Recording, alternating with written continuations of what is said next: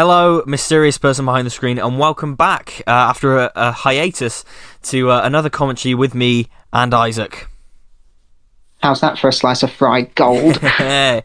And this time we are kicking off Edgar Wrights' masterful Cornetto trilogy with Shaun of the Dead. So, without further ado. If you'd like to sync this up with the Blu-ray copy of Shaun of the Dead, put the film to the start and press play in 3, 2, 1, go.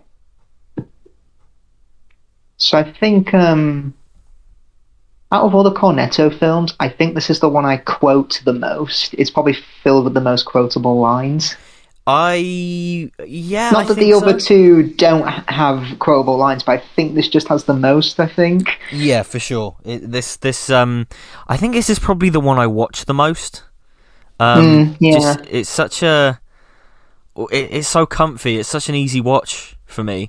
It is, yeah. In a way that I think the other two are more kind of events for me, if that makes sense. Like, I kind of have to sit down and like really make an event out of watching those films, whereas this one is such an easy watch for me. Yeah, definitely. Yeah, I think out of the three, I can sum them up like this. Shaun of the Dead, the most quotable of the three. Hot Fuzz, the funniest. Yeah. The World's End, the best of the three. Yeah. People may disagree with me on that, but yeah, that's just me. No, yeah, definitely. I mean, it'll be interesting when we get to The World's End, because that's very... People, I think people misunderstand it, and it's often considered the weakest. And I think it's got a lot to say. So, yeah.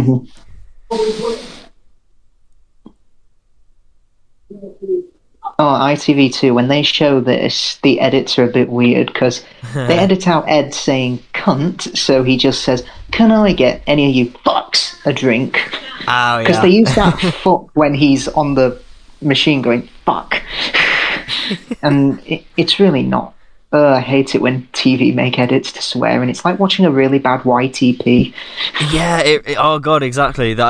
It's I've seen that famous scene from Planes, Trains and Automobiles shown at 7, and I'm just like, what are they going to do when they get to that scene? And it's literally at Mustang, at Toyota, Chevy. Yeah. I don't care how your company gave me keys to a car that isn't there.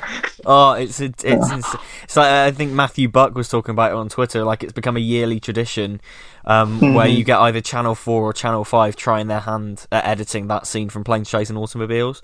And it's like they all approach it in different ways. Sometimes they just cut the thing entirely. Sometimes they'll just go to the effort of removing every single use of fuck, and it just it never works. It never works at all. No, it doesn't.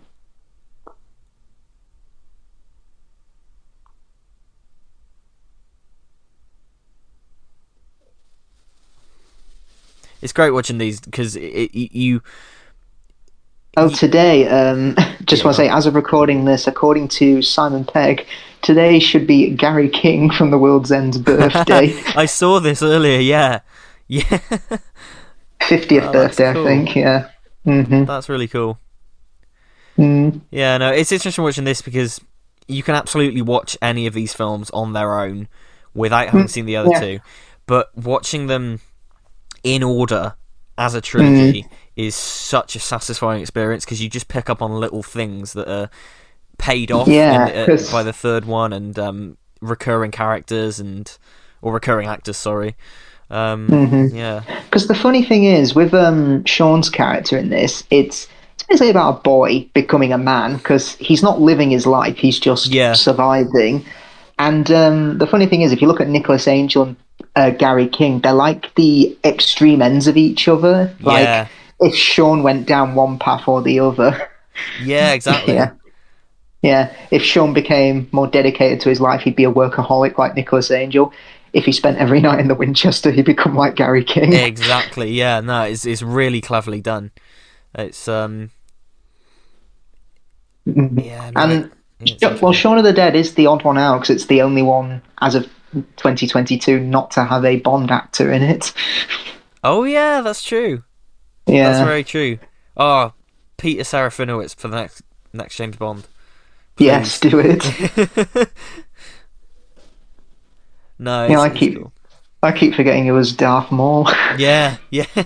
Make him sound evil. At last we will reveal ourselves to the Jedi. At last we will have revenge and cheese. Apparently he was asked back for Solo, but he may have recorded his dialogue and then just found, oh, someone else did it. Yeah, there's something weird about that, isn't there? Because it's like the guy they got is the guy who voices him in pretty much everything else apart from the Phantom Menace. Yeah. Sam Witwer. Yeah. There's some really great deleted scenes here that it's a shame they were cut because he says I did a lot of weird things in college. I did puff. I also fucked a fat girl. Doesn't mean I want to do it for a living. Yes. Yeah, there were other great lines that were cut, and it's a shame because there's one later where sorry, what was Ed's experience with a rifle? He shot his sister in the leg with an air rifle. Why? She asked me to. Oh, I mean, speaking of the deleted scenes, the Blu-ray box set of these is, I think, one of the best Blu-ray box sets ever released, just for the sheer amount of extras that are on eich and every one of these films. There's like 4 commentaries on each film or something, like an insane amount. Yeah, the commentaries are interesting. Yeah, because Hot Fuzz might be my favourite because it's got Simon Pegg and Edgar Wright, the Stanford Police Service. The Neighbourhood Watch Alliance, and also some real police officers who I think they may have asked when making Hot Fuzz for ideas, so they at least be authentic. It's so cool, and like they feel like premium selections of special features. They're really like they're designed for like the special features geek, I think, and I love that. Yeah. I can't wait for the 20th anniversary where they put this commentary on. Oh, yeah, I mean, this is destined to go on there, yeah, definitely. I am a prick, I love that. It's quite funny, actually, you say earlier, like, Shaun isn't living, he's just surviving. It was very interesting watching this during the lockdowns, because it's just sort of, I guess that's what, certainly I was doing. Just I mean, surviving. I was pretty much Ed as well. When you hear of COVID and then you hear of a lockdown, you look at your friend and go, "You think this is the same thing?" Yeah. Oh God. I'm not gonna lie, I do that when I leave a message. I just go, "Bye, bye, bye, bye." Yes, so do I. Oh, this is so cool. I love this shot that's then repeated exactly later on. Plus also the kid with the football who becomes a zombie has a red ball. Pete drives a red car. Yeah. And also I think I've just noticed it now, I think their front door is red. You've got red on you. No, that's cool. That bus over there is red. Yeah? I have listened to one of the commentaries on this, and I think they said that kid is actually somebody, like it's somebody significant. I can't remember. I can't remember off the top of my head. He might be like related to one of them or something. But yeah, the amount of details in this that you just would never pick up on the first viewing. It's just it's one of those times I notice something new every single time.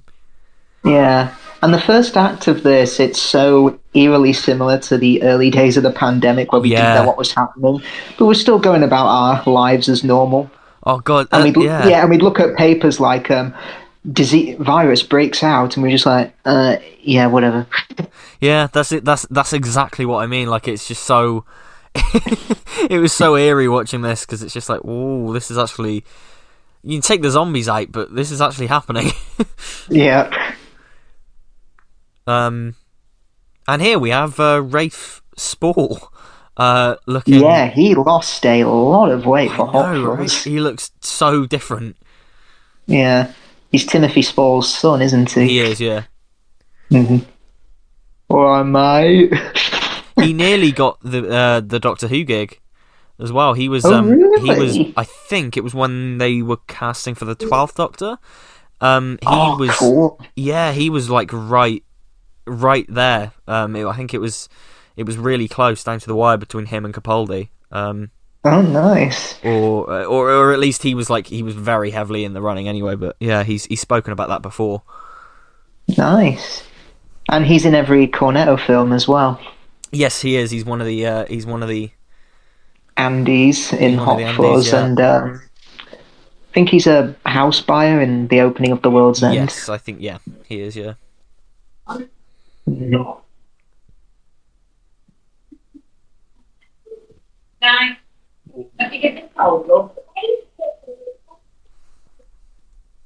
mean, that line where he says, I don't want to be here forever. Yeah. Again, in her deleted scene, when Yvonne turns up, she's like, "You're still working in that loser place, are you?" Yeah, I am. Been there 3 years now. And then there's a line that says, "Oh yeah, Liz, she's head of English now at her school," which shows that everyone's moved on, but not Shaun. He's still stuck in a rut. Yeah, exactly. Mm-hmm. It's such a brilliant script. I still maintain this is one of the best screenplays ever written. It is, yeah. The amount of setups and payoffs and the direction as well. Little things like that, like the way Bill Nighy turns around there, it's just... Well, it's similar to how he turns around in the dream sequence when they think he's a zombie. Yeah, exactly. Yeah. It's one of those films that it's almost hard to commentate on up to the minute, if that makes sense, because there's so much going on in every frame. Exactly. Yeah. So many details and so many cameos and. Mm-hmm. It's so dense. Everything has a joke in it. Yeah. Exactly. I mean, like all Edgar Wright films, it's so full of rewatchability and little details, and it feels like every choice is deliberate. Yeah, such a shame he's never been nominated for Best Director. I thought he would have got it for Baby Driver, but nope. Yeah, big shame. Big shame. I mean, it's a shame about Baby Driver. 2 of those stars are now sexual predators. Yeah, that's a shame. Yeah, it's a big shame because it's a great film, but it's 2 of the leads are massive twats, and it's just I mean, to be fair, it is my least favourite Edgar Wright film anyway. Not saying it's bad, it's just out of the ones, it's my least favourite, but yeah.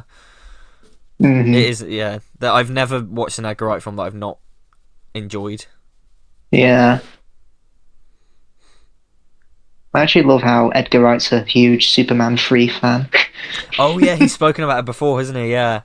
I think during Press for Scott Pilgrim, he was talking about how it was kind of an influence. Mm-hmm.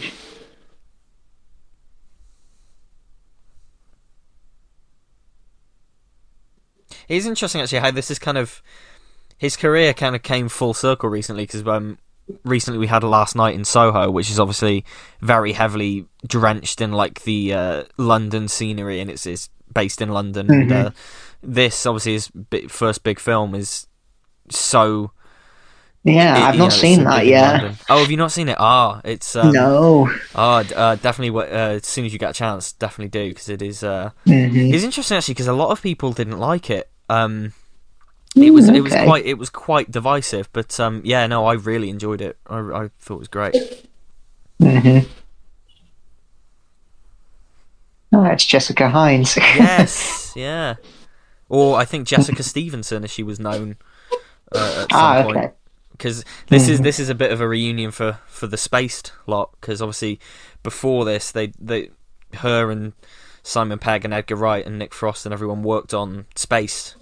Which led into this, and that was kind of It's and indeed the concept of this came initially from an episode of Spaced, because there's a dream sequence in it where they fight zombies.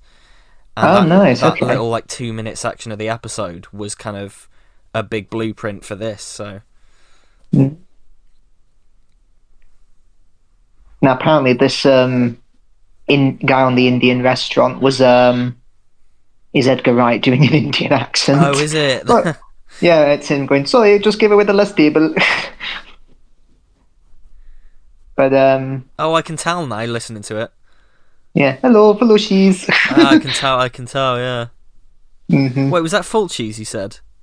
Yeah, something like that. Full That's cheese. a reference to Lucio Fulci, Italian zombie filmmaker.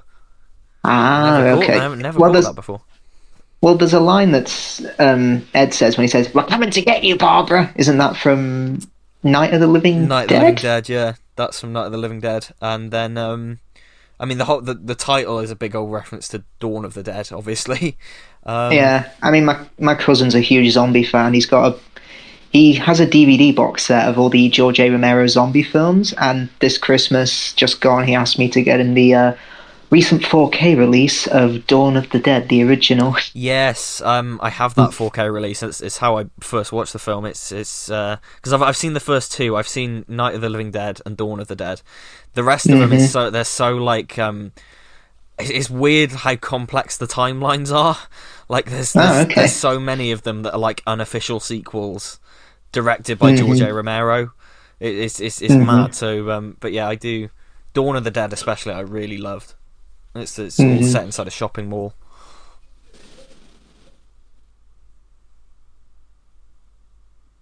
Just watching this again, I like to think that Diane, maybe she has feelings for Shaun, because obviously, Yeah, David has feelings for Liz, but yeah, and Diane's pretty much the rebound for David, essentially, and yeah. and that's such a shame because she's such a nice person. Yeah, exactly. That's it. That's what's like. These characters are so well defined. They feel like they feel like they're characters from like a 3 series TV show or something, where they're so clearly defined in these 99 minutes or however long this is. Yeah, I love that. I did not call Diane a failed actress. Implies that he called David a twat. Yes, yeah.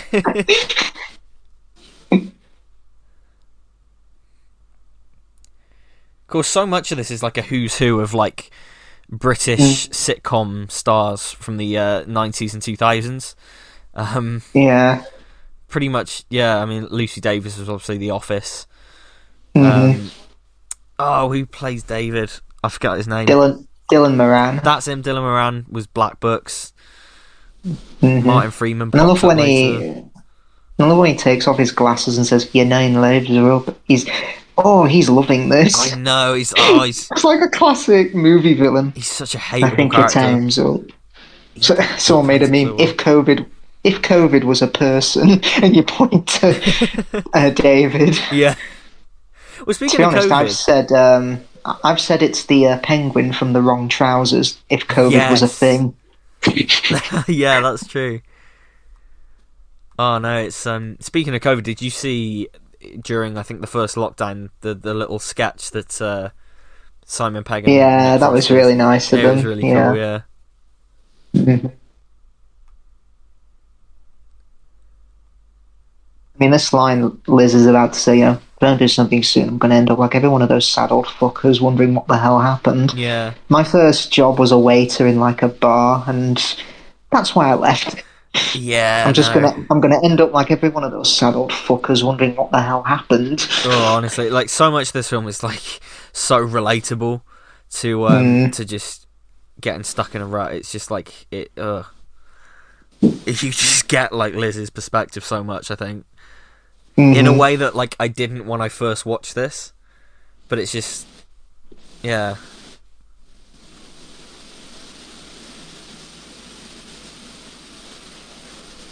I just love how it conveniently starts raining. Yeah. But to be honest, that's so common in rom-coms, I'd say, when the love interest dumps the hero. It just conveniently starts raining and then we get like a pop song. Yeah, exactly.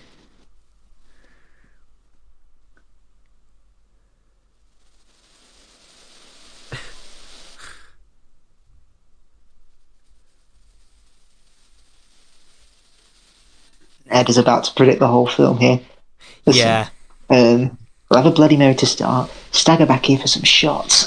Yeah. Which is what they do later. It's such a cool, like, that's what I mean by setups and payoffs. Like, so much of this just comes back later on in so many subtle ways that you just wouldn't notice.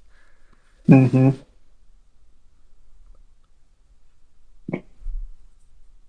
when you work in retail and All I Want for Christmas comes on. Who the hell put this on?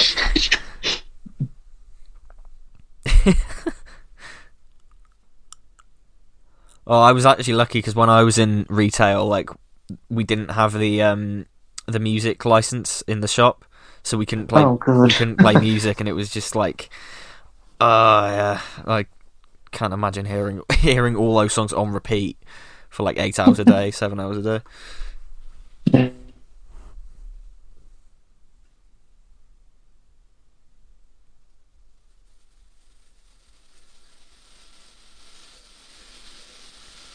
I love how gritty this looks as well.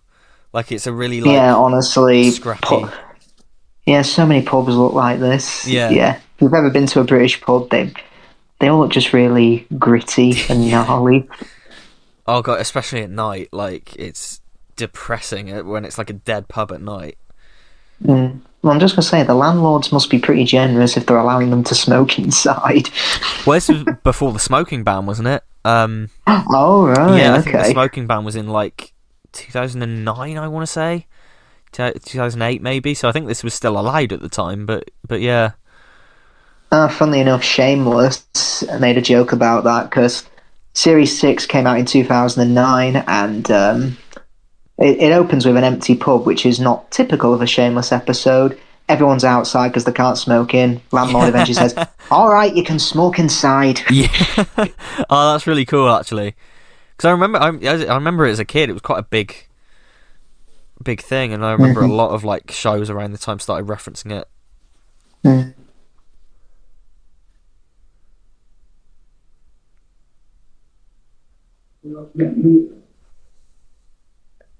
I love this. It's not the end of the world, but it really is. Yeah.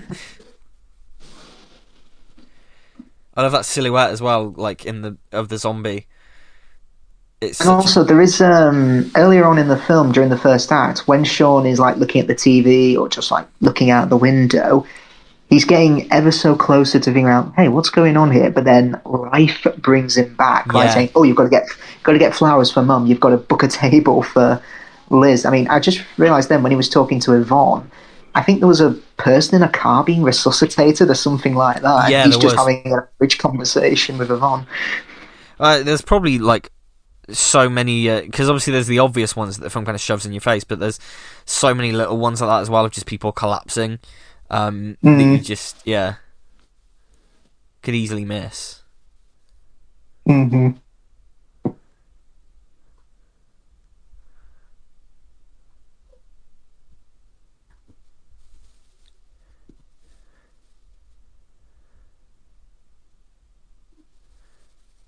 Oh, I love that. Oh!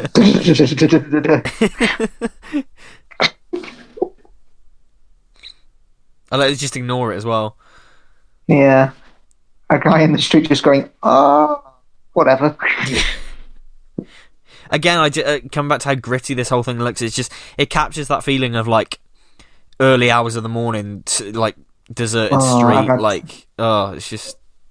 Yeah. I mean, I've had this conversation when I've been at uni. I've just been like... Yeah. And one time I had a cold, and I was like... I couldn't get to sleep anyway, but they were just blasting out effing music. Oh, and I was God, yeah. It's 2 in the fucking morning! Yeah. And I've got a fucking 3-hour workshop at 9 o'clock. Yeah. Oh, it's so annoying. Oh, there's a reference to Michael Smiley in the back there with the poster.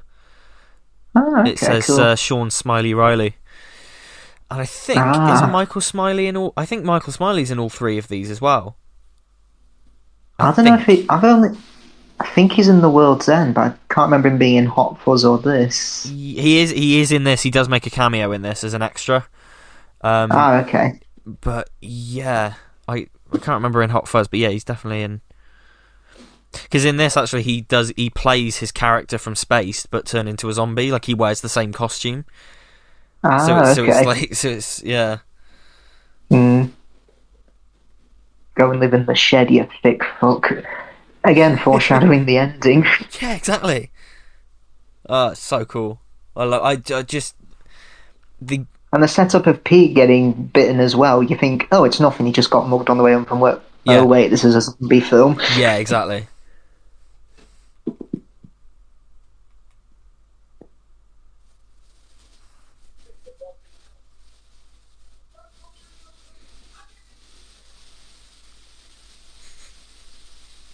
Next time I see him, he's dead.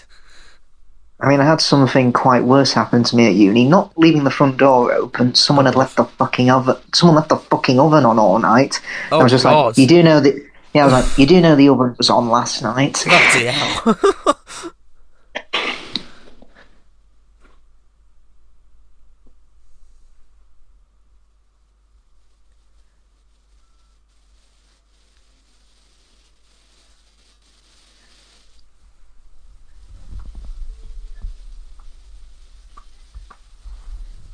It says a lot as well that, like, how long do they say he's been going out with Liz and, like, his mum... 3 years, something like that? Yeah, and his mum still hasn't met her. It's like...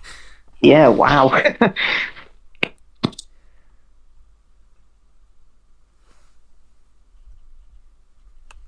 Plus, I think the whole Cornetto thing came around because I think it's what Edgar Wright and Simon Pegg would have if they were hungover. Just get a Cornetto. Yeah, and it's a reference to the Three Colours trilogy.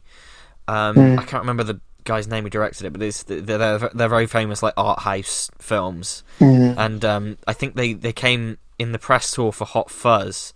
Somebody joked about it, and he said, "Oh yeah, it could be like the Three Colours trilogy, but the three flavors Cornetto trilogy," and that's just how it came about. It's just a complete piss take of that. Are there any other Cornetto flavors other than strawberry, plain, and mint? Oh, there must be. Like, I don't know. Caramel? Yeah, there must be a caramel flavored Cornetto. What movie genre do we associate with yellow?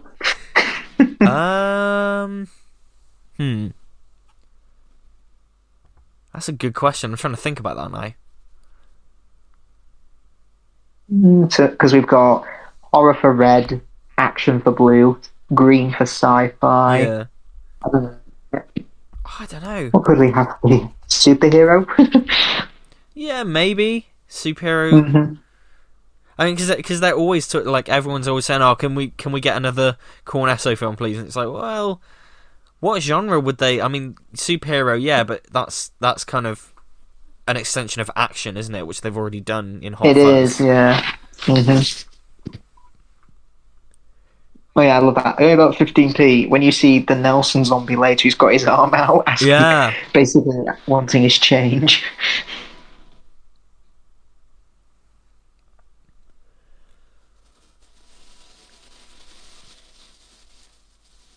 Yeah, I love. He walks right by a zombie and just says, "Sorry, mate, I'm going to change."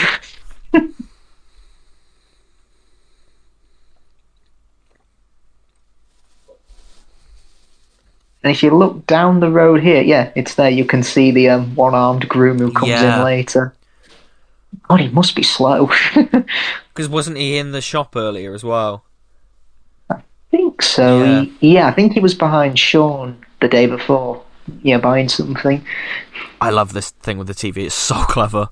It's like, it's one of those things where it's like, it's almost frustrating that it's been done because it's such a cool technique. Yeah, the serious attacks, that's Nick Frost, and the eaten alive is Mark Gatiss. Oh, cool. Yeah.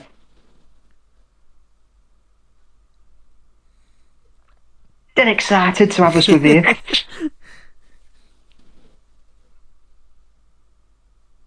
There's a girl in the garden. That's become one of my favourite memes on Cornetto flavor posting. One of my favourites is there's a man in the garden. In the garden there's a man, and it's Will from the In-Betweeners going, a man.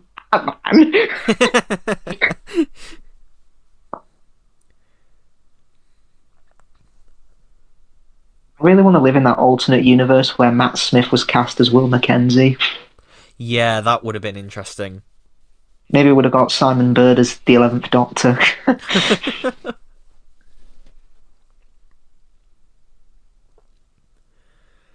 According to Simon Pegg, they picked her, this actress, to play Mary because at the audition she just looked so sad and like, oh, it's perfect, because I think it's Diane who says later, "You're dead and you hate it," and that's what it really feels like. Yeah, I've heard with that. her Yeah. as the zombie, just like, oh, she looks so sad. She doesn't want to be a zombie. She has to eat people. Come back to the She's Cornetto. So drunk. Come back to the Cornetto thing as well. Apparently, like, I think this came from the commentary. Like when they were doing test screenings and previewing the film and stuff, that got a big laugh with like a British audience, but the Americans just like it went way over their head. Yeah, because I bet they don't have Cornettos over there. Don't, yeah. It's always weird when I see like American reviewers talking about this, and they're like, "It's the Cornetto trilogy." It just feels weird, like hearing the word Cornetto in an American accent. I mean, another name I've heard for the trilogy is Blood and Ice Cream. Yeah, Blood and Ice Cream. I've heard that. Yeah, that might be the American name for it. I don't know. Yeah, Blood and Ice Cream. I love Nick Frost's face during this just whole thing. He's just not like phased. And yeah, given how low budget this film is, this is a really good effect. It's where you really go cool, yeah. inside the hole. Just and it's a CG effect, but it looks incredible. Like for. Mm-hmm. Let's be honest, we would take a photo of that. Yeah.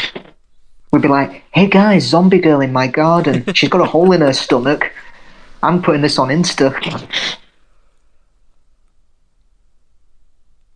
Let's be honest, if there was a zombie apocalypse, we'd all be making memes about it. Yes. Oh yeah, I mean, COVID memes are a big thing. Yep. Zombie apocalypse is always interesting actually, because it's more than anything. I'm like, I do think like, what would I do if like zombies were actually a thing? And it's like, well, yeah, I don't know. When we start throwing those records, for me, it'd be which Doctor Who discs do I throw? Attack of the Cybermen? No. Pyramids and Arts? Definitely not. Time and the Rani? Throw it. Yeah. Black Orchid? I like it. I mean, that'd be Horns and Nymon? I like it. Yeah. Twin Dilemma? Throw it.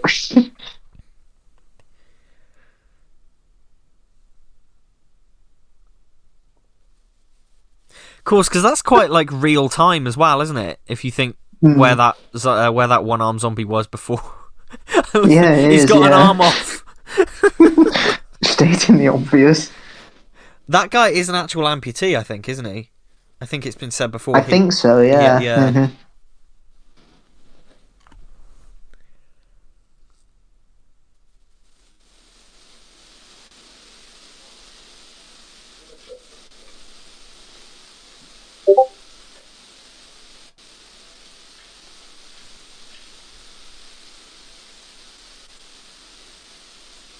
I mean, to be honest, I think if you can find any school during a zombie apocalypse, you've got a good chance there, because schools have a lot of like defensive. They do, yeah. Child locks. Yeah, exactly. Yeah, stuff that can be used as weapons as well. Go to the kitchens. Mm-hmm. Yeah, I've worked in a school. I've had to use keys just to get into a regular building. Yeah, there you go. Mm-hmm. Oh, I think I saw... watching this again, it reminds me, I saw a TikTok recently, and it was like, oh, I've got Edgar Wright-itis. And it's like, wait, what's that? Well, it means every action I do, it takes place in a quick-fire montage sequence. Show me. And it just cuts to the quick vroom, vroom, vroom, like... montage technique that he's known for, and it's just like, whoa. These two zombies here, they pop up in the World's End because they do, yeah. She's in the circle that Gary King's in at the start, and that big guy, I think he has a line in the World's End. It's at the very end, and he says, "Yeah, fucking blanks."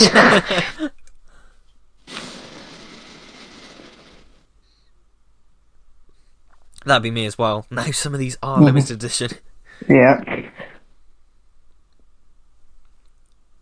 The Batman soundtrack. Oh, I wouldn't throw that.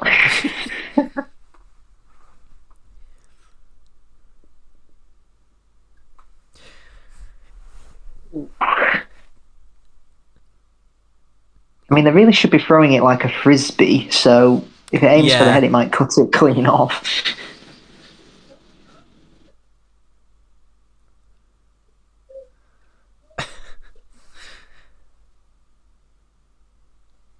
I'm surprised Edgar Wright didn't put a little Evil Dead reference in there in that shed, because he's such a big fan of Sam Raimi. He is, yeah. He's spoken about that before. I'm surprised he didn't put a little chainsaw or something in there. Mm-hmm.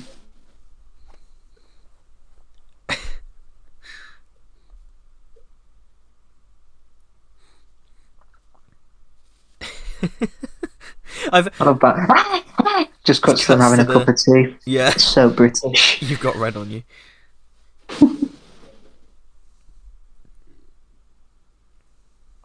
The great thing about Ed is that a character like this, a complete slob, he could have been very annoying very easily, because the sidekick in a comedy, it's very hard to do, but I think just down to Nick Frost's performance, you just love Ed because he's so funny. Yeah.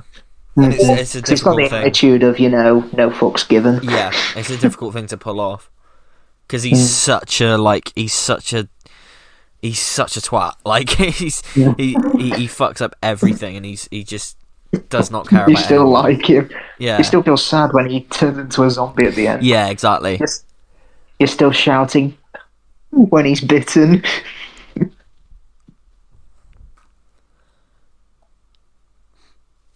So this is quite a subtle dig as well, because the amount of times it's like, oh, I'm giving up smoking. You got a fag? No, I've given up.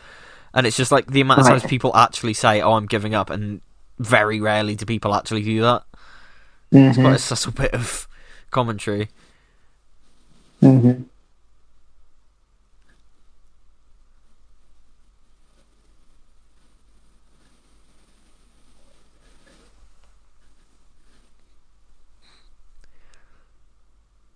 It's nice to know that Harriet Jones and the curator from Vincent and the Doctor got together in another universe.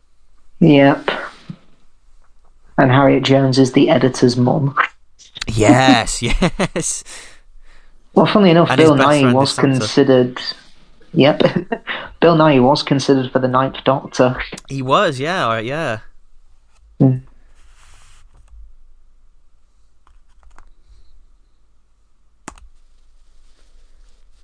I more or less say this every time I make a plan to go out. Yeah. Take car, go to the train station, go in, grab all the stuff we need from the shop, grab a McDonald's, head back here, have a cup of tea, and wait for all this to blow over. Perfect.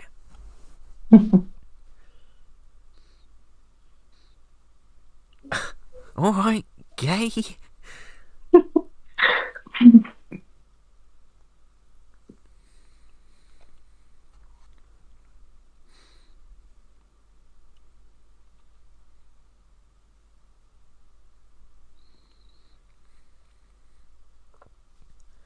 I love how just everything gets so much quicker as well. It goes from, I'm so sorry, Philip. Sorry, Philip. Sorry.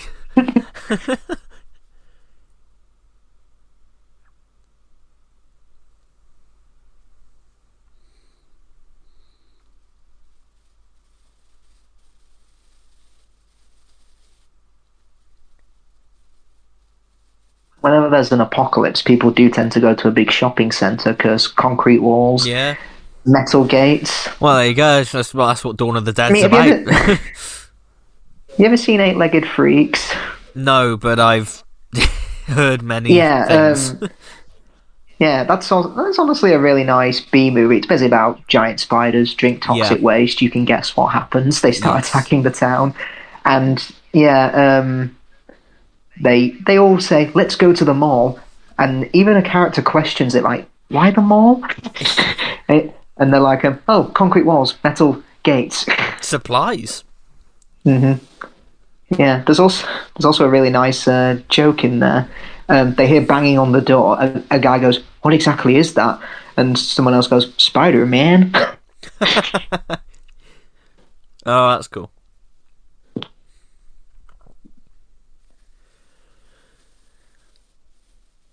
Me, when a new Doctor Who episode comes out, can't see any Not My Doctors. Maybe it's not so bad. Oh wait, there they are. Yeah. I've actually got to the point where I dread a new Doctor Who episode because I just know it will kick off drama on Twitter again. Yeah, like the whole fucking plot armor about Daleks. Just like, shut up! Can you not, like, watch anything? Like, I swear some people, they just go into this episode wanting to hate it. They want a reaction off Twitter. Well, I was listening to the review of Death today, and Billy was saying, like, he's been watching The Mandalorian, and, like, the last episode of season 2 of that, the troopers are useless. Like, they're absolutely useless, even though they're, like, built up to be, like, they're called Death Troopers, and they're, like, the most deadly thing. But when the plot needs them to be, they are useless. And it's like, well, that's part of the fun of it. That's just, in most forms of fiction, you just get things like that. It's just... Yeah, it's like, why don't the stormtroopers ever shoot the heroes in the original trilogy? Why don't the Eagles fly the heroes to Mordor? Why is it that there's a hole in the Death Star that when you shoot it, it will blow up? Somebody made a film out of that. I know. Oh yeah, that kid kicked a ball at him in the first act, and he does it again.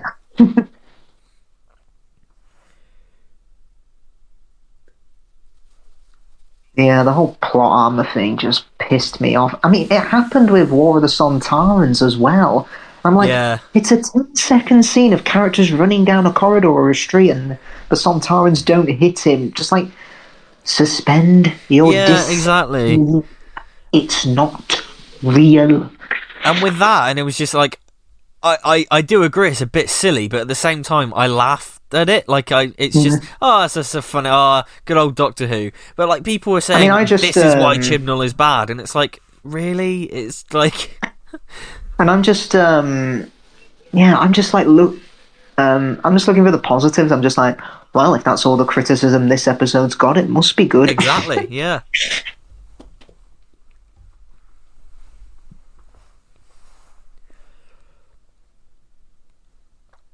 I love that he goes back and asks, are you alright? Yeah, I love they go back and check. Are you alright? His fucking leg's twisted. It's going to be dead either way.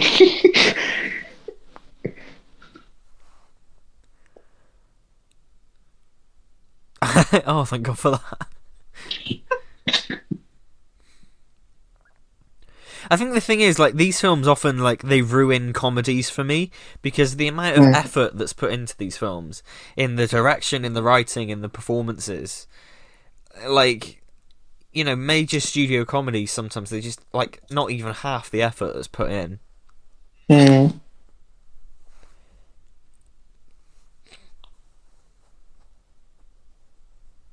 Apparently, if you listen very, very closely when Shaun's inside the house, apparently you can hear Ed crashing the car. Oh, that's cool. Yeah. Don't forget to kill Philip. I mean, that's rather a dark omen now, considering what happened to Prince Philip last year. Oh God, yeah. Oh God. And also, Penelope Wilton has played Queen Elizabeth in the BFG. Yeah. Oh God, I forgot about the BFG remake.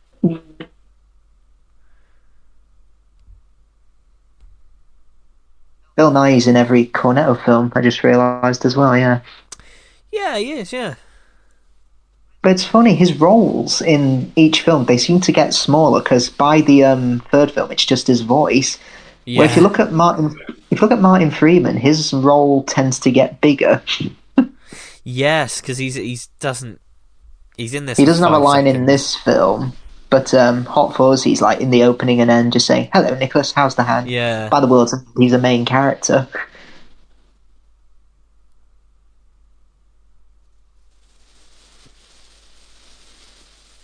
Why?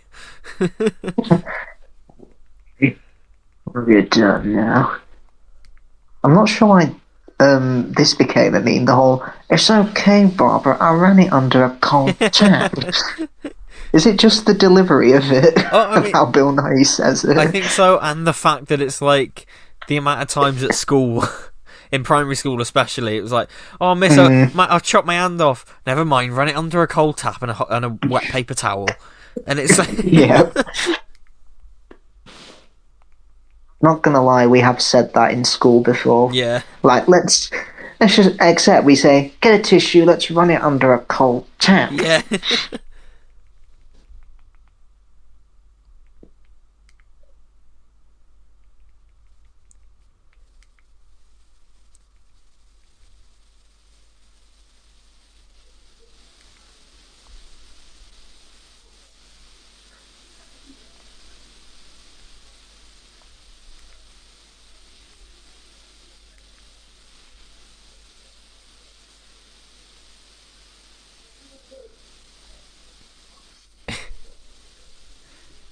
I love that. Just the dialogue and like the history between the two.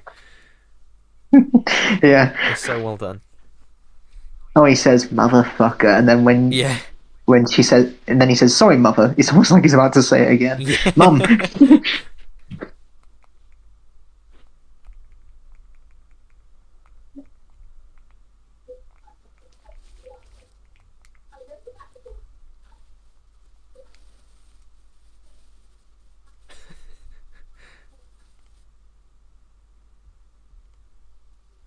See, when he talks as well, I just hear Grand Santa from Arthur Christmas.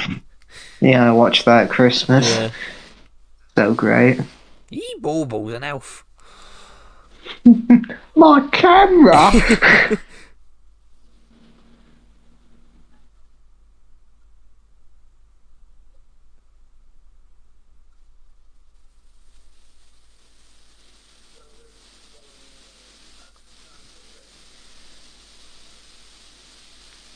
Yeah.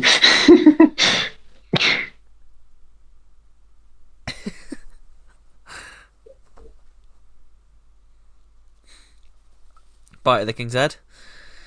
Mm. Well, the King's Head, it's a pub in the World's End, isn't it? It is, yeah. Mm-hmm. It's quite cool, actually. I've not bought these films on 4K because I heard quite bad things about the transfers, but I know that the box set came with coasters and a map of the beer of the pub crawl from the World's End. Oh, nice. So that was cool. Yeah. Yeah, I've only got these on Blu-ray. I mean, I've yet to make the transfer to 4K because I've heard mixed things about it. Yeah. From what I've heard, if they were made on film, if it's something like a Christopher Nolan film, the 4K is definitely worth it, but a lot of the times it just feels like a cheap transfer. Yeah, 100%. I completely agree. When it's great, it's amazing, but I've heard really bad things about these films, for example, because apparently they're just really lazy transfers. So I've not bothered. But yeah.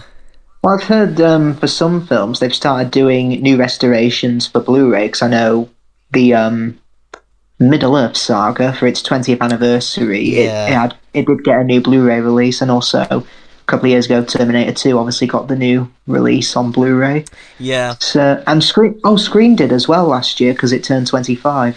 There was a new Blu-ray for it. I was really excited for the Scream release. I didn't get to see it in cinemas because I know they premiered the 4K transfer in cinemas, but they didn't show it around my area, which was a shame. Scream, just Scream is out this month apparently. Yes, it's out in a couple of weeks. I can't wait. I really even can't if you wait. just called it even if you just called it Scree 5, I'd be fine with that. Yeah. Oh, it's an awful title. Why have they done that? Just call it Scream 5. It's a really bad title. I don't know why they've done it. It's so annoying. Yeah. Take a leaf out of Saw's book. Wear those numbers like a badge of honour. Yeah, exactly. Because they got up all the way to Saw 6 without adding alternate titles to their films.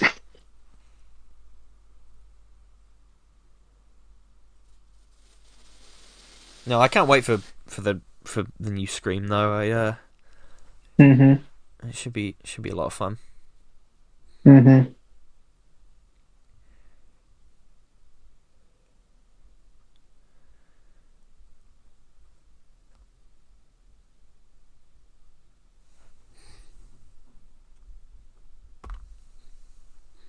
I love how it's like acknowledged how ridiculous his whole like heroic plan is as well.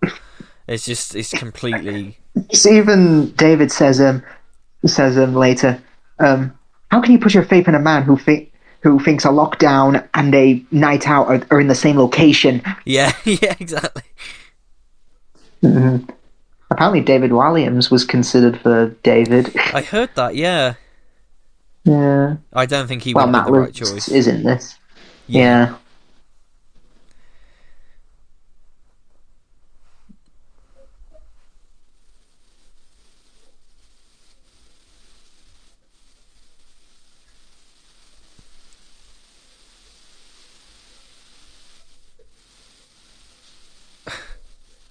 This whole thing is just like the way the lines are like delivered, and the way it's edited is such like a rapid pace. It's so good.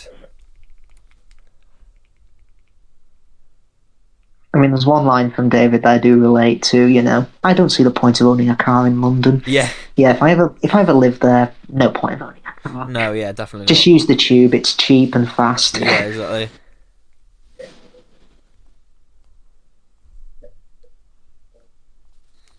Here's a fun fact about the weapons here. Only Simon Pegg's was padded, so if you look carefully, none of the other actors hit the zombie extras because their items were very, very real. Just love how David's got an umbrella.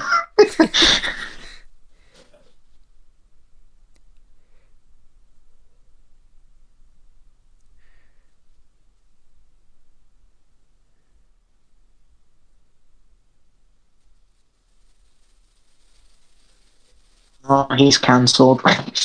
Yeah. To be honest, I did see people saying that at one point. It was like, oh, it's unfortunate, but to be honest, I'm not really sure you're meant to look up to Ed. You're meant to sort of think that he's a twat. Yeah. I love how he's deliberately hitting zombies because for him, this is just like being in a video game. I know, yeah.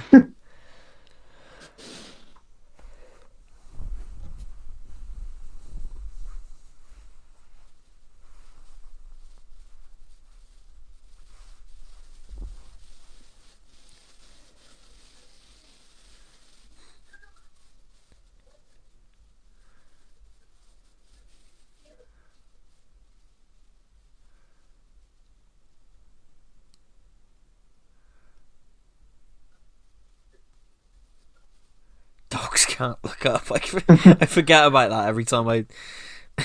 Yeah. I mean, my dog can look up. Yeah.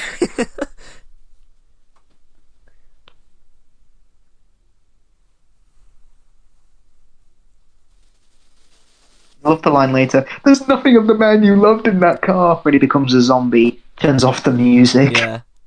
It's such a great gag. And and again, it's like the way it's shot as well is so creative and so clever.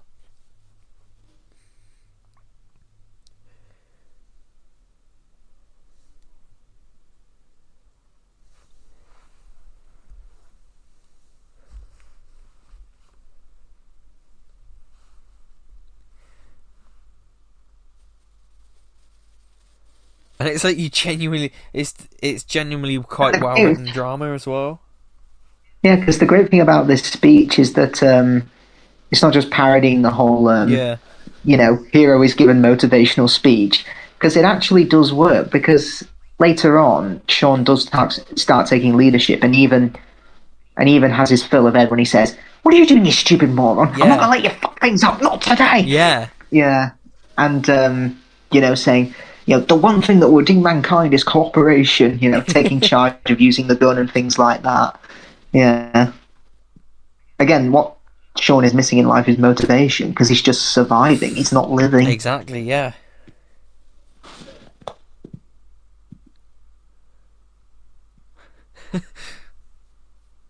Mummy's dead. Isn't?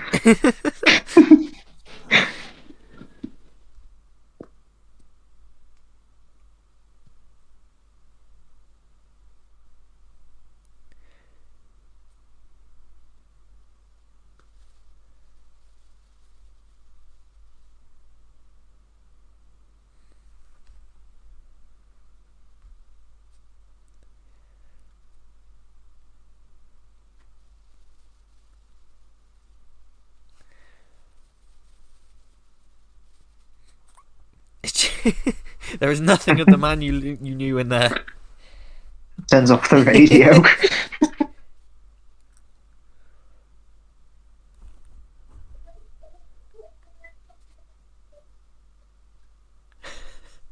I mean, isn't there like a joke in the original Dawn of the Dead where not a character asks him, "Why are they all coming in the mall?" It's like memories or something like that. Yes, yeah, because it's like it's quite a like deep cut satire of consumerism.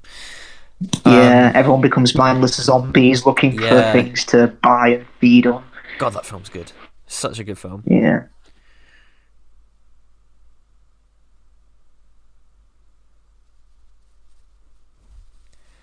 This is so brilliant as well. In a minute, with the doppelgangers. I'd love to see Yvonne of the Dead because I'd want to know what happened to her gang. Yeah.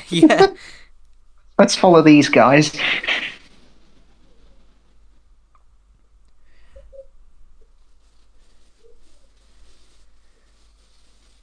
And I love how the camera gets tighter and tighter on him and then we see So who have we got? We got Martin Freeman. Yeah. Reece Shearsmith. Oh, that's Reece. Yeah, Reece Shearsmith. Tamsin Gregg's in the back. Mm-hmm. That's what's her name? Julia-Deakin. She's from Spaced again, and she was in. She's in the second. She's in Hot Fuzz, isn't she? Mm-hmm. And Matt Lucas at the back. Of course, we've got Matt Lucas in the back. Yeah. Oh, you can tell he's loving this, David. They split up, actually. Yes. Just, oh, you bastard!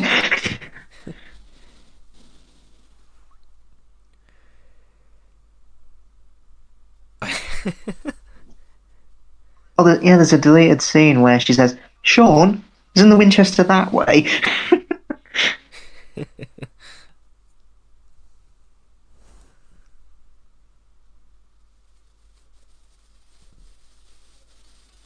It's amazing actually how this has transcended like people in America love this film.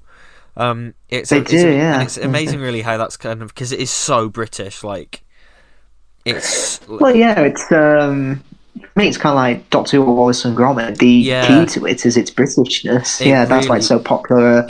Overseas, and the humor is like everything is so British in it. Like it's quintessential. So I reckon if you took the TARDIS out and replaced it with a space rocket with Batman at the controls, it wouldn't be as popular overseas because the police box is such a British icon. Exactly, yeah.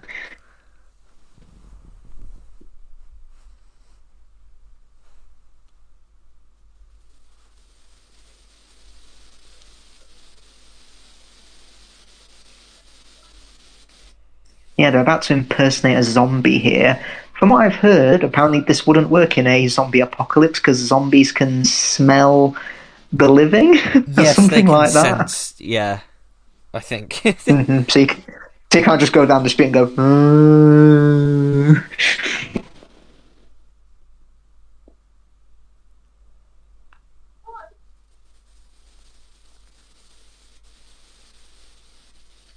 And also there earlier we just had the fence gag that appears in every single Cornetto film. It's probably the most obvious bit of connection, I think. I mean, there's a pub in every film, and also there's a fruit machine in every Cornetto film as well. Yeah.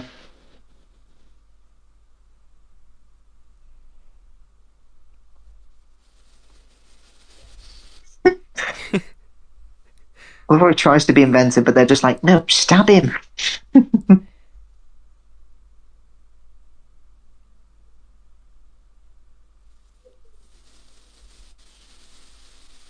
Love that. Yes. It's so childish.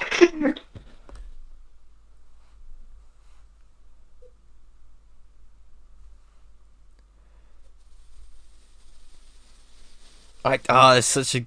I love that the camera doesn't go with him. Mm-hmm. It just it stays on his legs.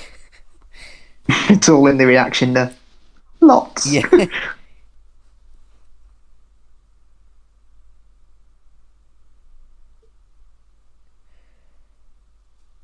We see all the zombies. That's a great bit of directing. Yeah.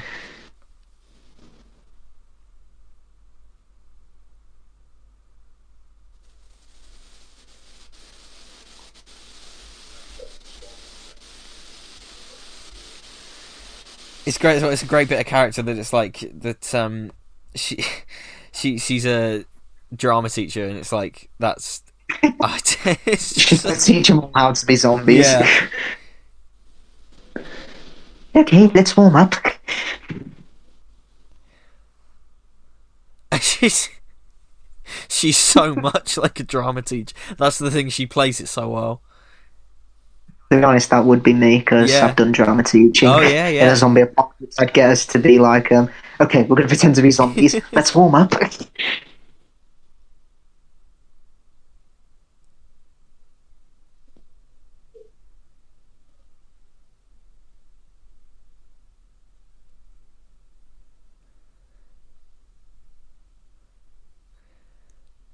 Do it on the night. This is the night. There's a bit coming up, isn't there, where it's clearly improvised between Simon Pegg and Nick Frost.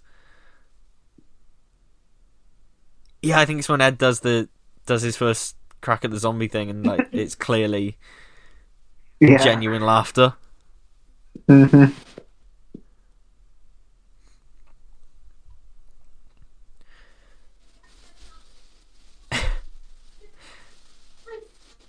Stagger back. Mm-hmm. It's cool as well. I've read Simon Pegg's book, and it's it's a nice little insight into just his friendship with Edgar Wright and everything. And yeah. Was he at the same uni as David Walliams, or have I made that up? I believe so. Yeah, it's been a while since I've read the book, but yeah, he Yeah, they were both at Bristol University, I think. Yeah, along with Matt Lucas as well. Yeah, and he flat shared, I think, with Michael Smiley for a bit. So it's cool. There's Michael Smiley. He's the one in the bright yellow hat. Mm-hmm. And that's the character from Spaced. He's just playing that character. So it's a cool little thing.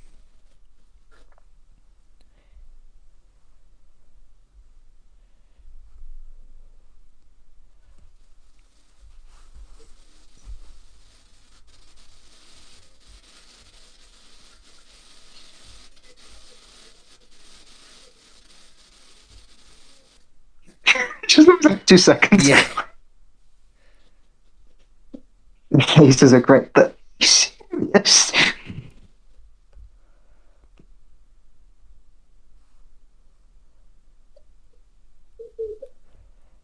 Again, I love how it doesn't reveal the zombies. It just lets the sound mix go dead quiet.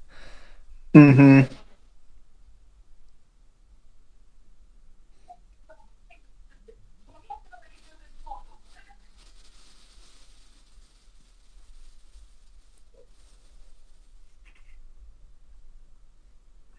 Why are they just standing there? Why can't they just attack? Plot armor. I hate YouTube criticism. Can't we just go back to filming videos of our cats? It's the CinemaSins effect. I've said it before, I'll say it again. It's the CinemaSins effect. It's just a cynical review of it. Like, everything has to be crap in order to be... Yeah. Everything modern is crap, and only in the past is a thing's good. And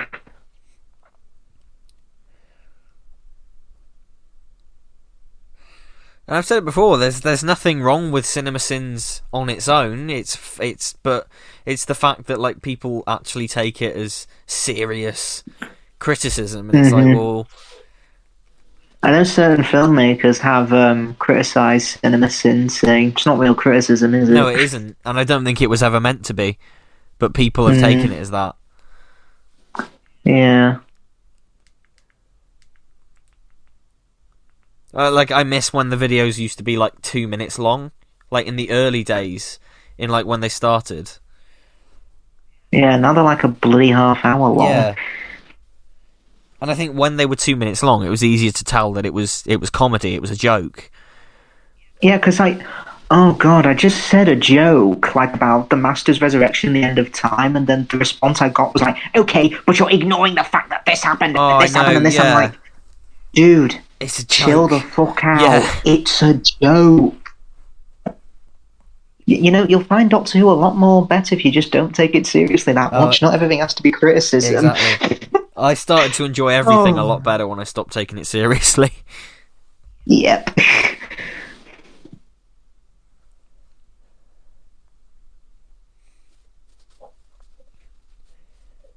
I also forget how quickly they get to the pub as well. Yeah, they do. It's surprisingly quick. Mm-hmm.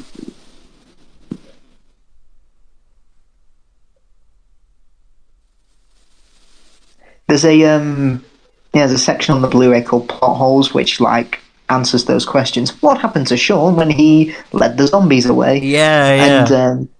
what I like about that is that when Shaun thinks he's given them the slip, you see a zombie look behind him, and then it links to that line that Shaun said earlier. It only takes one of them to know that you're in here, hence why they follow him back to the pub.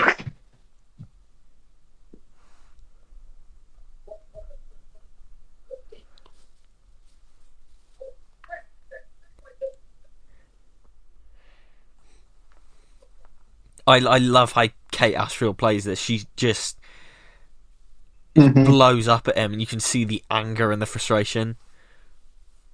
Yeah, because it's her way of saying at least he's trying, Yeah. you know. Mm-hmm.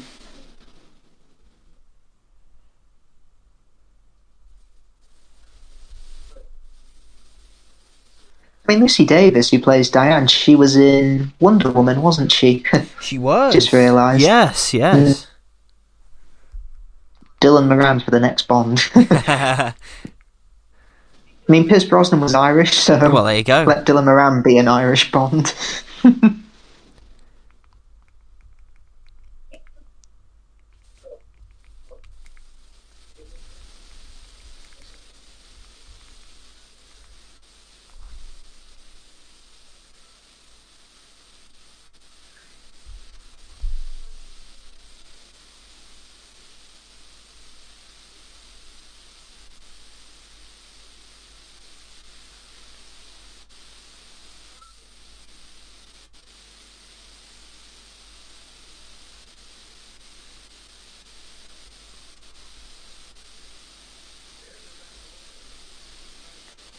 It's interesting actually because like David, he's frustrating and you hate him, but at the same time, a lot of people would probably be like him during this scenario. No, they would be the cynical one, yeah. And I just love what he gets taken down a peg later on, and he becomes like in the performance he almost becomes like really small when people start saying, well, you've got feelings for Liz. That's the only reason why you're doing this. I remember watching this once on ITV2, and there was a really weird commercial break. It came like near the end where Shaun punches David. It then cuts to adverts, and then it opens up again with David just grabbing the gun. I'm like, you put a commercial break there? Yeah. That's just so weird.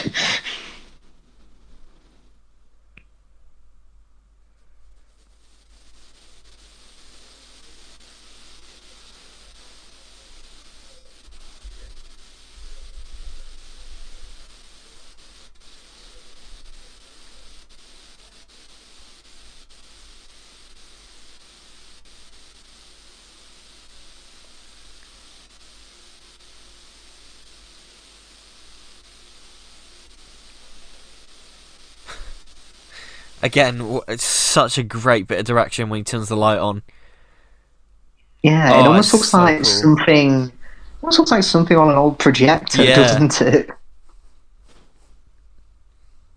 And I love seeing how Edgar Wright's style has evolved because it's never really changed. That's the thing. It's yeah.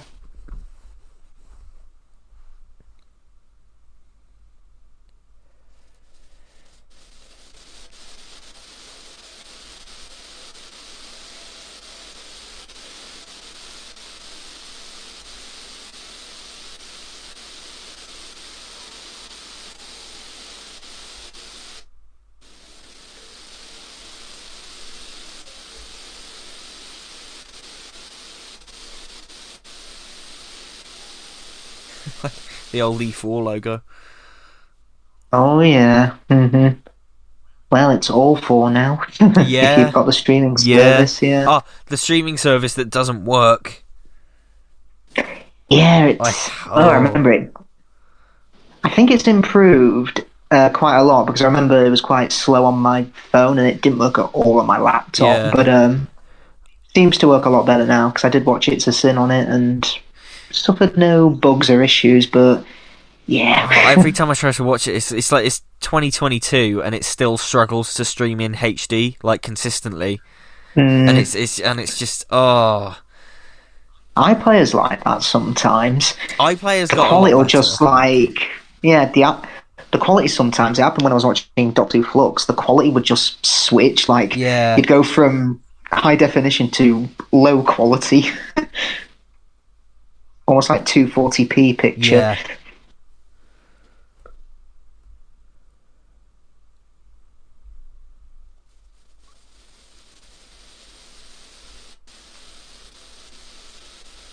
I'll say this about the Cornetto trilogy. ITV2 loves showing them. Oh, I know. Yeah, they wow, that and the Daniel Craig Bond films. Yep. Oh, I love this sequence so much. This Don't Stop Me Now sequence is one of my favourites. Yeah, and the fact that they're beating him in rhythm to the music is so good. Yeah.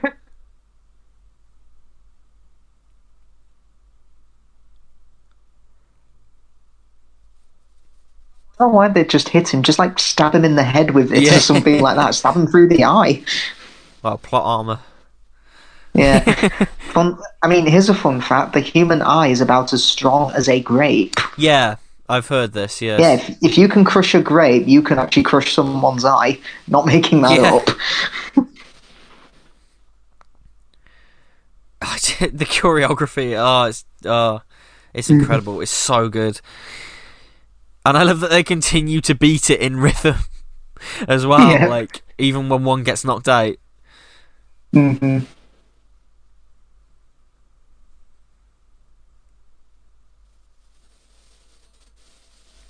That line earlier where he said, "David, kill the Queen," the jukebox. Yeah. That double take, it was like, what? That's kind of brought back in Hot Fuzz when one of them says, "Willie murdered Bill Shakespeare." What? Oh.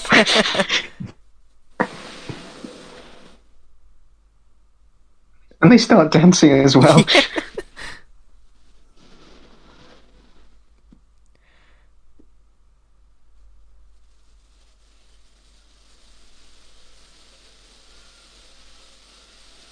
Remember, this one was a big deal on DVD. Like, it was one of the big sellers on DVD, as evidenced by the fact that you can find it in like every charity shop you go into.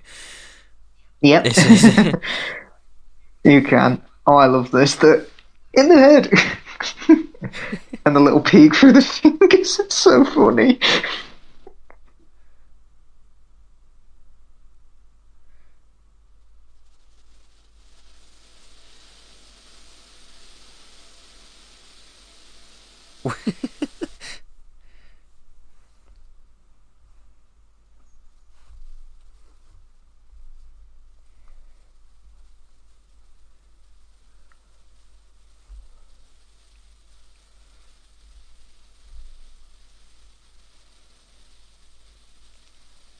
Cringe when he pulls that out just like that. Yeah. Like, ow. Oh,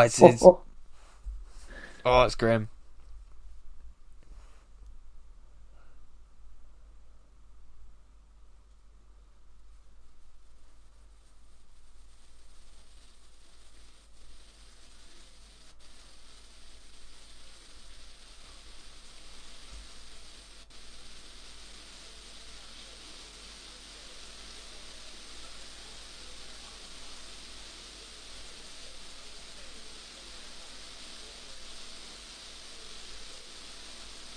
Have they made Funko Pop figures of Shaun of the Dead yet?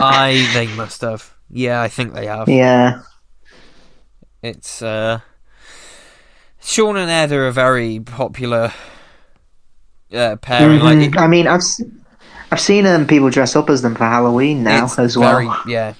Halloween costumes for them are very popular. I know they Comic-Cons as well, but I know they take, because I know somebody went to Comic-Con and dressed as Shaun. They took the baseball bat off him, the cricket bat, sorry. But it's like at the same convention you can buy like full on katana swords from the stalls and things like that. It's just like yeah. I mean, to be honest, I think all that weaponry's probably gone past security, maybe, but I mean, even so, someone could literally buy a katana sword and be like, right, I'm going to kill people now. Exactly, yeah.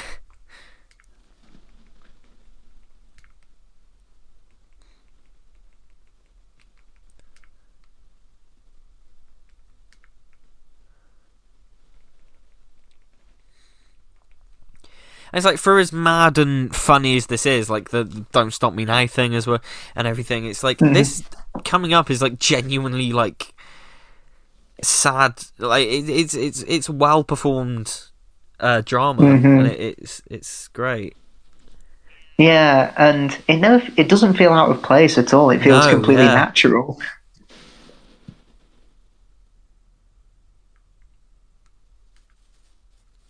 I forget this comes back as well. Reload, top left, reload from earlier. Yeah. I mean, I'm like that on whenever I played COD Zombies. Sorry, we're closed. Yeah. And I'd always use like the shotgun, pretend I'm Shaun.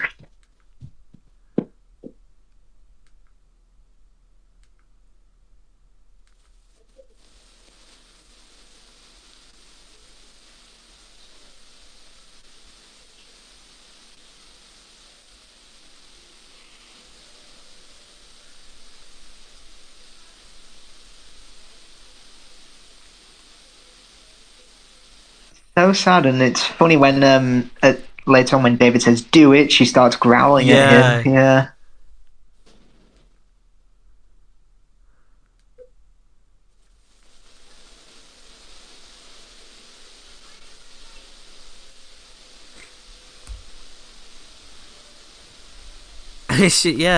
It's a testament to the quality of the script and the characters that it is that it hits so hard. I mean, in one day he loses his stepdad, mum, best friend, and his flatmate all in one day.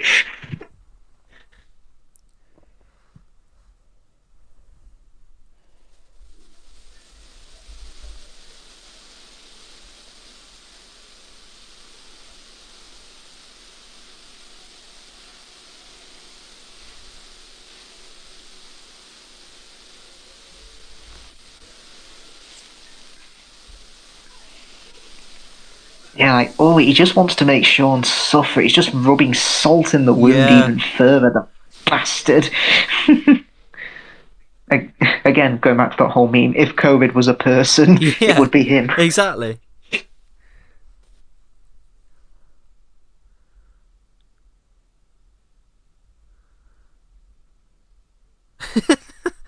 That bit gets me every time.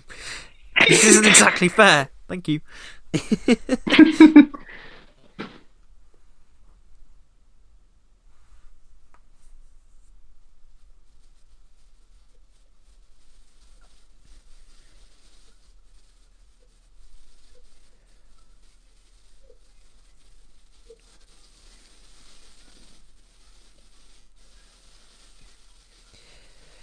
And it's great too because this is like, you know, the original intention for this was they wanted to make a zombie film from the perspective of the people who get up late and only realise something's going on at the last minute. And it's like, these are people you know, and that's why like the dramatic bits hit as hard as they do, because they're because in quite a few zombie films you get like the ex-military officers, basically the ones who are always prepared in life, and it's the perfect inverse of that.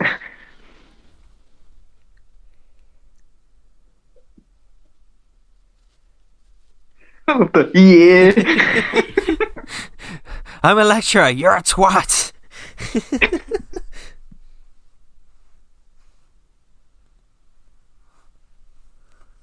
I mean, if this was Harry Potter, Voldemort's back. Don't say that. We're not using the V word.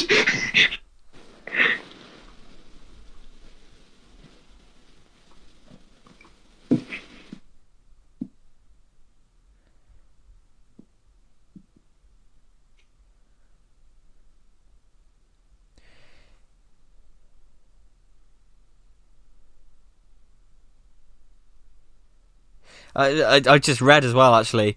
The use of "Don't Stop Me Now" was they wanted to do that before they got permission to use the song, so they wrote to Brian May. They wrote to Brian May essentially begging to use it, because they were like, "Oh, we've done this now," and it's like, we can't not do it now. Yeah.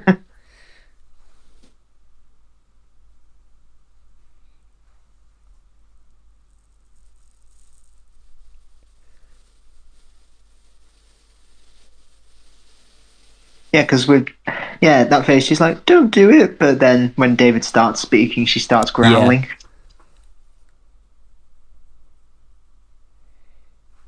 Yeah, here comes the commercial break. It's when Shaun punches David.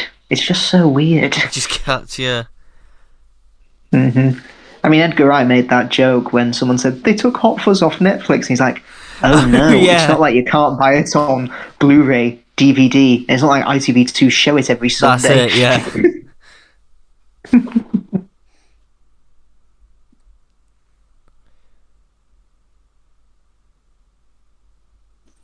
You should go.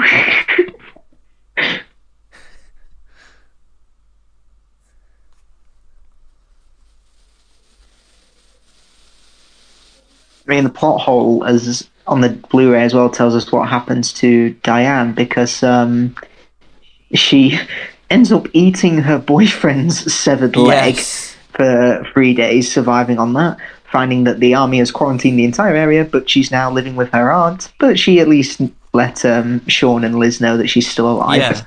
Yeah. She actually gets some of the biggest laughs in this, I think. And it's like, I often forget, like that bit there, she's just, "David!" Like, which is interesting, because, like, obviously she's in Wonder Woman and playing kind of a similar character to this in a way. And she's in The Office, she plays, obviously, a very, very different, like, she's so quiet in that, and it's kind of nice. Okay. It's nice. Wow. Yeah, it's... Oh, God, that gore. That is such a cool... that is good. That's such a cool effect. All practical as well. Yeah.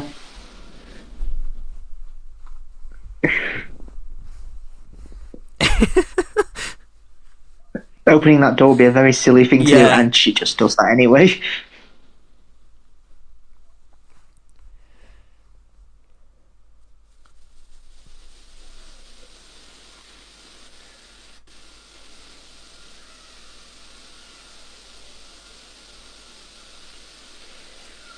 It's interesting as well, because I don't know... Yeah, go on. I was just going to say, 2020 was the year of that, "Oh, give us a fucking break!" Yeah. It is interesting, because... when they announced the new COVID variant, give us a fucking break! Yeah. It's so... But it's like, considering... Obviously, we mentioned how relevant this is now because of COVID, it's also one of those films that is so 2004. Like, it is, it's, and I wouldn't want it to be any other way. Like, I wouldn't really want it to be modernised, because it is just, it's very, very 2004 in the best way. That's true, yeah. I said live my life. I love how the blood splatters on the camera. That's great. Oh, yeah,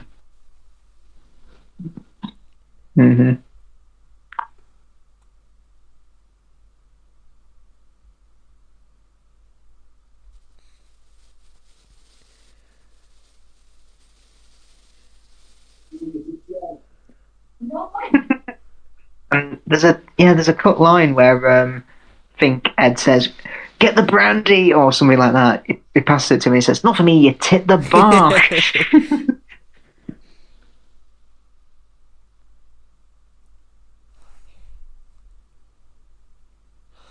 Oh yes, of course. I remembered. I've just remembered, actually. They Simon Pegg and Nick Frost reprised their roles as Shaun and Ed in Phineas and Ferb. Like, they popped up in a Halloween episode of that, and it's playing these characters, and it's like, that's Ooh. considering Phineas and Ferb is a kids show, and this is obviously very much not for kids. It's like that's kind of mental. I forgot about that. Mm-hmm.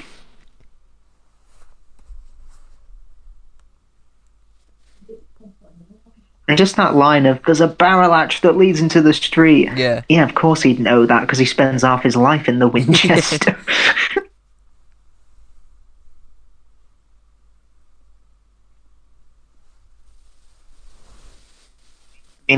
Oh yeah, the line later, you go, let's go to the Winchester. Whose fucking idea was that? I mean, I think that came out when the 2019 election happened. Hey, let's vote for the Tories. Whose fucking idea was that?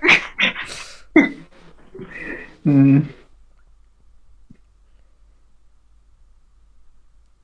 again, it's a dark moment here when they're talking about suicide, but yeah, it just feels so natural. Mm-hmm. And it's not a tonal whiplash. No, it's not. Definitely not. No. Mm-hmm.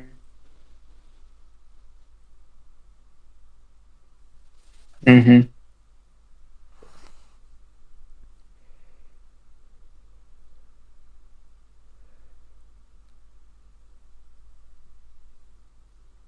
Yeah, and the DVD reveals what happened to Ed as well. Yes. You know, takes out 2 zombies. One of them was a fat fuck that he used for a barrier.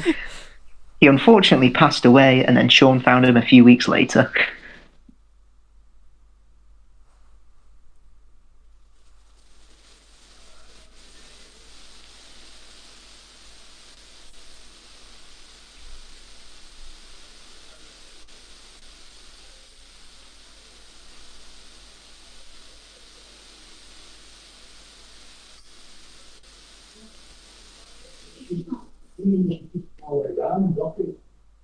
Mm-hmm.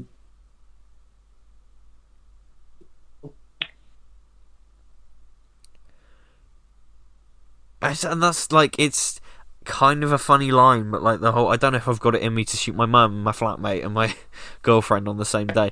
Like it hits when it wants to hit. Mm-hmm.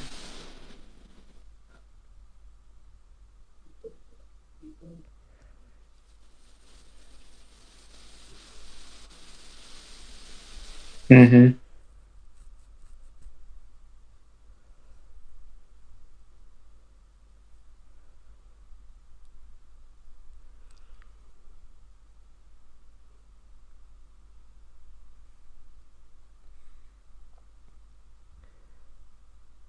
So this whole bit coming up was inspired by Doctor Who. Oh, was it? Yeah, they when all the soldiers turn up, the Edgar Wrights said, "Oh, the intention," and like Simon Pegg has said it as well. It's said, "Oh, it's all gone a bit John Pertwee era Doctor Who with Unit." Oh, cool. They wanted it to be like Unit turning up to sort everything out. I'd say the closest Doctor Who got to doing zombies was probably in Inferno. Inferno, yeah, I think so. Yeah, because that's literally an apocalypse story. Yeah.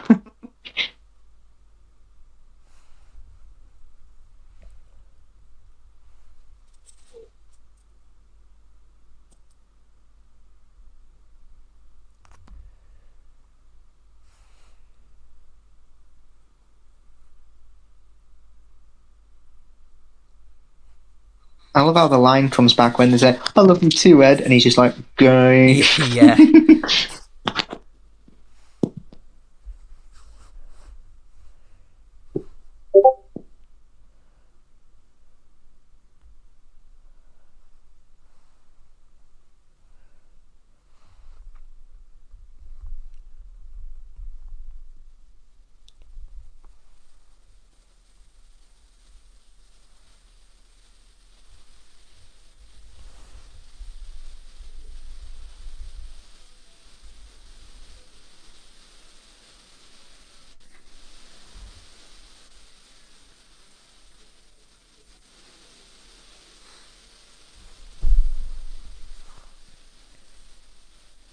And yeah, so this great shot there, them rising out of the smoke. Yeah, that's really good. wonder, did they get this ending from Jurassic Park 3? 90-minute film, how do we wrap this up? Just bring in the army.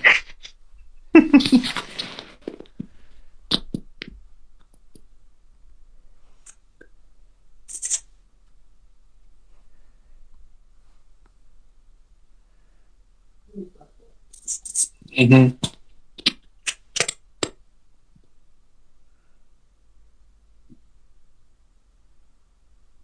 Imagine if they got Nicholas Courtney in a cameo here.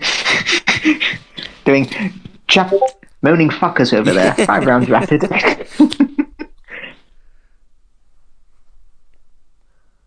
Shaun! Shaun!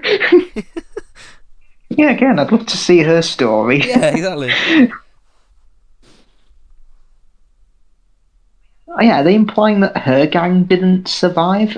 I think so, yeah. Yeah, because they're not with her, and she just says, glad somebody made it.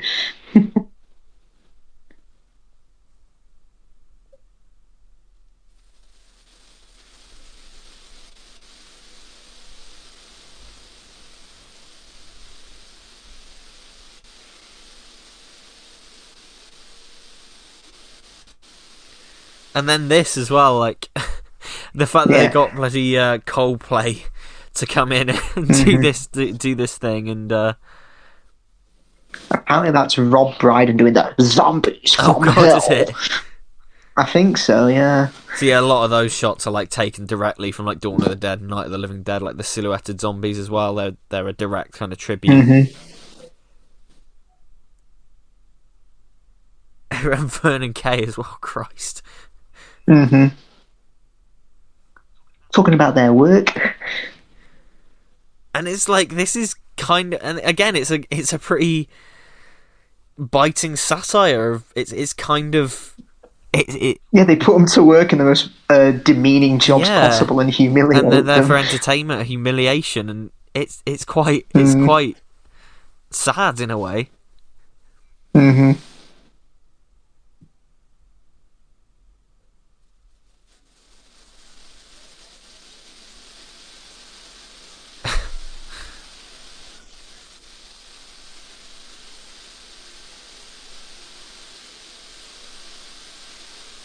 Claims that the virus was caused by rage-infected monkeys. That's a reference to Brain Dead, isn't it? Yeah. It was by a Sumatran rat, something like that. In fact, if you look at Peter Jackson's King Kong, you can see a box that says "Danger, Sumatran rat" or something like that. That's cool. Again, Peter Jackson was a big, because he started his career much like Sam Raimi. Like Peter Jackson started his career with like really gory splatter films. So he's a massive horror geek. Mm-hmm.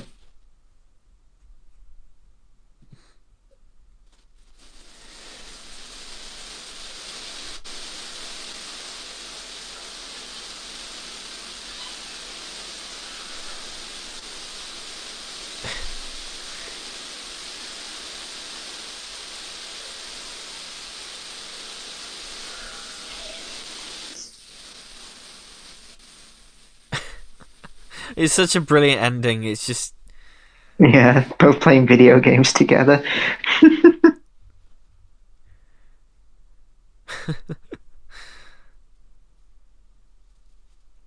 It's such a great... Written by Simon Pegg and Edgar Wright. Like, it really is one of the best. I still... Because it is taught in schools and colleges and universities. It is used as a benchmark of like... studying film. Yeah, and as an example of like amazing how to write a screenplay. Yeah, definitely. If I was teaching a class saying how to write a screenplay, I'd just say, watch this film. Yeah, and if I had to teach a class saying how to write a short film, I'd say, watch The Wrong Trousers. Yeah, definitely. Definitely. But yeah, that was Shaun of the Dead, a amazing film that I never get tired of. Yeah, no, I have to agree. It's like I said, it's almost a hard one to to like fully comment on, like, as because so much happens, and that'll continue with the rest of the trilogy. But yeah, and I mean, you don't need us to tell you how good it is.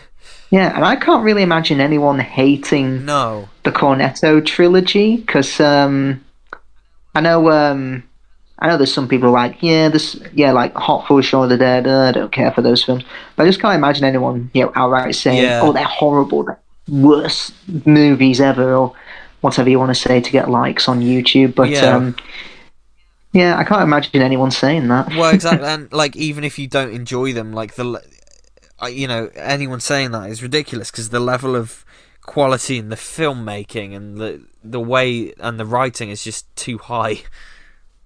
It is, yeah, definitely. God, Ahhhh, that band nobody's heard of in years. So I think the song is only here because Edgar Wright was going out with one of the members of Ahhhh. Oh, nice. Was this his first film he directed? Because I know he did episodes of Spaced. Yeah, he directed, I think, every episode of Spaced. Cool. And then this was outside of like short films. It was kind of the big, the big one. I mean, his first like feature was A Fistful of Fingers, which was, I think, he made in college. Nice. But I've seen clips of it, and it's very it's very rough around the edges. But it's I know Edgar Wright kind of wants to release it on Blu-ray, but yeah.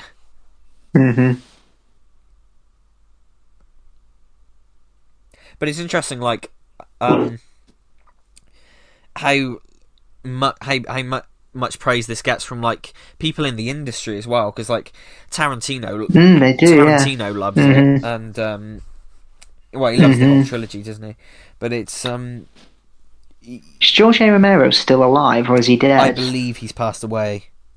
Did he ever watch this? He did. I read this in I think Simon Pegg's book, but he was he loved it. He was really he was a big fan of it, which was like, I think for them it was like the ultimate praise, because this whole thing was built as basically a love letter to George A. Romero's work. Yeah, because he's probably the godfather of zombie films. Yeah, exactly, and yeah, he said he absolutely loved it, and that's why in I think it's Land of the Dead, Simon Pegg and Edgar Wright are in it as zombies. I've heard that. And it was because George A. Romero loved the film so much, and he wanted to put them in there as a cameo. So, which was really nice, I think. And like I say, for them, it must have been like the ultimate form of praise. Like, that's you know you've made it then, right? I mean, my ultimate praise was the other day when James Gunn quote tweeted me. I saw that. That was incredible. Yeah, that was so cool. Yeah, I tagged him in it just like on the off chance that he might see it, but no, it was just like, wait till you get to the 12th time. Yeah, I love James Gunn's Twitter. It's incredible. I saw he retweeted it. It was so that was really cool. It's Oh, this is me. This is music now. Bum bum bum bum bum bum. That's from Dawn of the Dead. That's the ending music for Dawn of the Dead. That's a really cool detail. So that we've come to the end of Shaun of the Dead, the first part of the Cornetto trilogy. What are we going to be looking at next week? We will be looking at Hot Fuzz. This is about to go off. Yep, Hot Fuzz. Oh, I can't wait to get to that. There's so many lines in that film that just make me crease. So yes, Hot Fuzz next week. In the meantime, you can check out a full playlist of all our previous commentaries on my channel, and go subscribe to Isaac's channel as well. Take care. We'll see you next time. Bye.